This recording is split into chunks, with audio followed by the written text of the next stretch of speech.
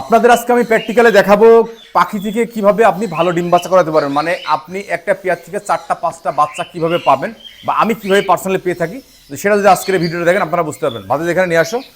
যদি আপনাদের এখানে দেখা, এখানে অলরেডি 4টা বাচ্চা, তো 4টা বাচ্চার ভিতরে দেখতেছেন অলরেডি কিন্তু একটা বাচ্চা বেশি বড় আর একটা বাচ্চা কিন্তু ছোট। তো এইখানে আপনারা যে কাজটা করবেন সেটা হচ্ছে যে এই বক্সে দেখেন, এই বক্সের কিন্তু আপনার একটা পাখি বেশি বড় আর পরপর কিন্তু দুটো বাচ্চা ছোট, কারণ ডিম যেহেতু আগ পাস করে পারে সে কিন্তু ডিম কিন্তু আগে পিছিয়ে ওঠে, সেক্ষেত্রে কিন্তু পরে যে বাচ্চাগুলো ওঠে প্যারেন্টসে ওই বাচ্চাগুলোকে খাবার দিতে পারে না, বাচ্চাগুলোকে অনেক সময় উইকে মারা যায়।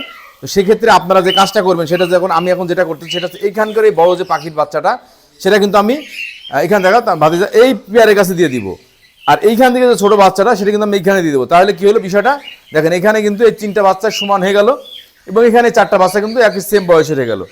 যদি আপনি এমন করেন তাহলে কিন্তু আপনি পাখি থেকে ভালো ডিম বাচ্চা করবেন, মানে প্রত্যেকটা পাখির হেলথ একরকম থাকবে এবং আপনার পাখিরা সবগুলো বাচ্চাকে সুন্দরভাবে ফিট করাতে পারবে। আশা করি আমার ভিডিওটা আপনারা বুঝতে পেরেছেন। আপনারা যদি এইভাবে একটু পরিশ্রম করেন বা একটু আপনার ভিতরে আউট নলেজ থাকে তাহলে কিন্তু আপনি পাখি থেকে ভালো ডিম বাচ্চা করাতে পারবেন। সবাই ভালো থাকবেন, শুভকামনা, আসসালামু আলাইকুম।